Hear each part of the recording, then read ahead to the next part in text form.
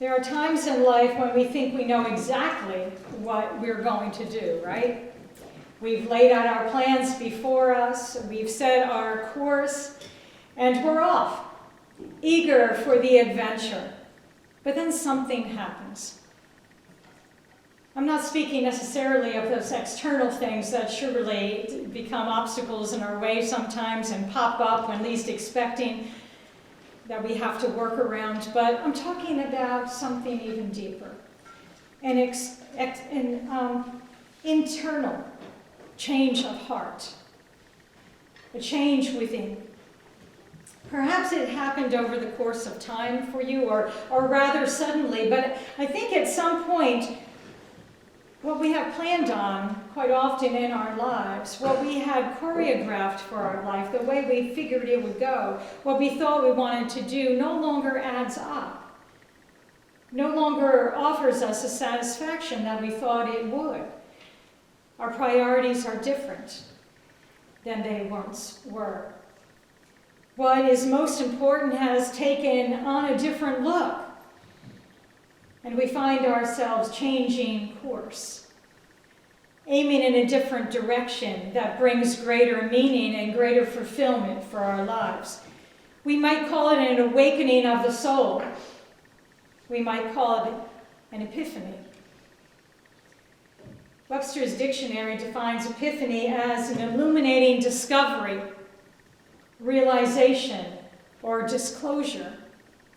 And in the Christian story, in the Christian calendar, we think of this time as the Epiphany, when the Magi, the wise men, the sages, come from the east to see Jesus. The Epiphany really is the illuminating discovery that of the reality of Jesus' love was not confined just for the Jewish community, but was extended out into all people. Hence the Magi's coming and seeing and being changed themselves. Yet not only is it an epiphany, an awareness of the recognition that Jesus' love goes beyond all cultures and bounds, but I believe there's an epiphany of the heart that happens to each of those wise men as well. They were changed. Hence the story tells us that they went back a different way. When we are changed, you see, we don't go back to the old way. We can't. We're different people. There's a new course before us, another route that promises wholeness in our lives. In our story, when King Herod heard that the wise men were asking about this child that was born, people talking about him being the king of the Jews, that didn't bode well with Herod. He didn't want to feel threatened by any other power. He loved the power and might that he had. He relished that, so much so that when he heard those words, he perked up instantly and began to call some of his leaders around him and say, "What is this all about? Tell me about this." And then he summoned the wise men secretly, it says, and said to them, "When you go and find him, come back and tell me just where he is, so that I too can go worship him." And so the wise men sent off on that course to Bethlehem. They went off to see. Now we are led to believe in some ways that the scripture tells us their intention was about doing just that, to go and see the child and then go back to Jerusalem and tell Herod what they had found. But something happens. Something must have changed their minds. And I believe as we think about the love that emanates from Jesus and his life, something transformed these wise men who came. So much so that they had a change of heart. And the scriptures tell us that through that experience and the vision they had in a dream, that they were not to go back the way they came. Because Herod's intent was different than what they perhaps originally thought, or certainly what he told them. And so they change their plans, and they choose another direction home. They change their course because their hearts and minds were opened to the love of God in a tremendous and extraordinary way.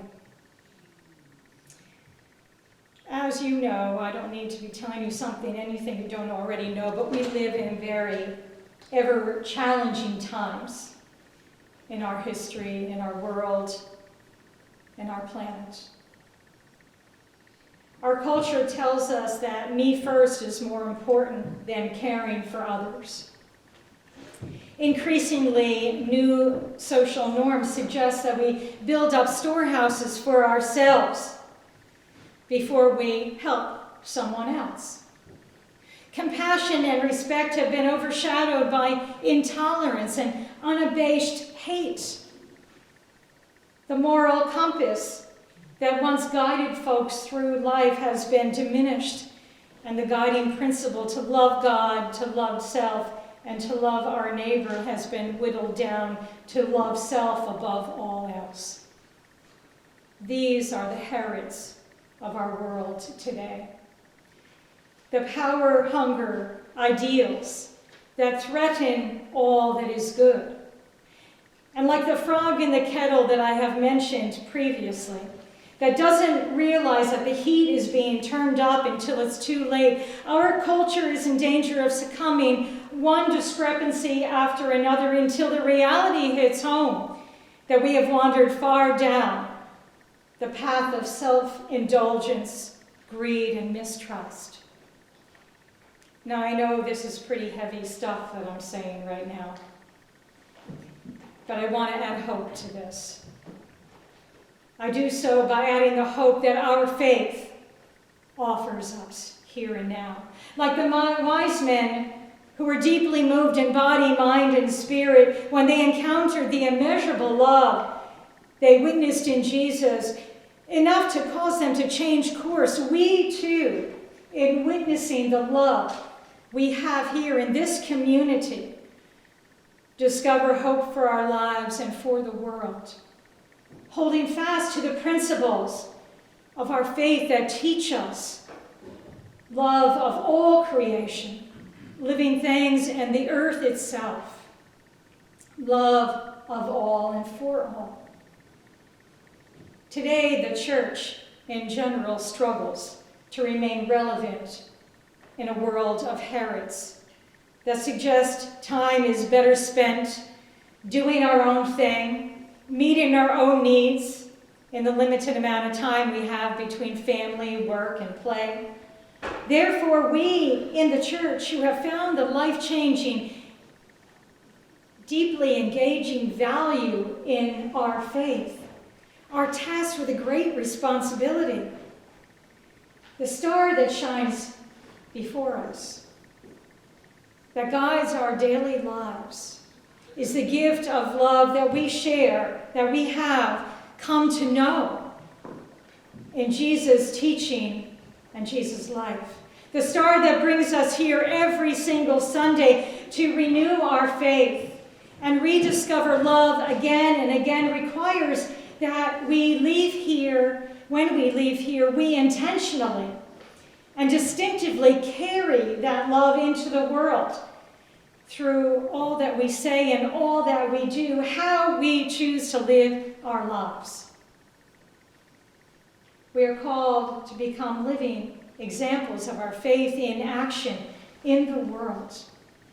Richard Rohr says, either we see Christ in everyone, or we hardly see Christ in anyone. He says, frankly, my hope for Christianity is that it becomes less churchy, less patriarchal, and more concerned with living its mission statement than with endlessly reciting our heavenly vision and philosophy statement every Sunday. Simply put, he goes on, any notion of a future church must be a fully practical church that is concerned about getting the job of love done and done better and better. And that is our call. May it be then that as the wise men honored Jesus with valuable gifts of gold, frankincense, and myrrh, we, in gratitude for such life-changing love, give our full selves to the truth that such love can unite us all. And through that love, having been changed in body, mind, and spirit, set on a course more deeply guided by that love, speaking up and acting up for what is good and for what is right, welcoming all in community to work together for the greater cause of love and peace throughout our world. It is not a small task. It never has been. But all things are indeed possible through love, through which we have been called to act. Amen.